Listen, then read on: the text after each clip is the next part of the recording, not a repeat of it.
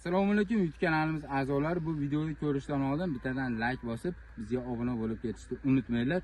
Navbatdagi shoftolimiz mana kamerani yaqinroq olib kelib ko'rsatib qo'ying. Turetskiy nargis shoftolisi mana shu holatda rang olib pishib yetilyapti mana. Kalibri eng yirik kechki shoftollardan bo'ladi. Daraxtimiz yoshi 2 yoshda. Bunchalik daraxt katta bo'lib ketishiga sabab zeleniy agressiyalar qilingan, taylariga mineral o'g'itlar solib ishlovlar yaxshi berilgan. Mana boshqa bilan ko'rsatib qo'yaylik mana. Mana hosili 2 yoshda mana shunchalik hosil berdi. Yil mobaynida mana hosili ko'payib boradi. Mana boshqa tuplarni ham yana bir ko'rsatib qo'ying. Mana hosili. Mana kamida 4 kilo, 5 kiloga yaqin hosili bor mana. Kuzgi mavsum uchun, bahorgi mavsum uchun ko'chatlarga zakaz olishni boshlaganmiz.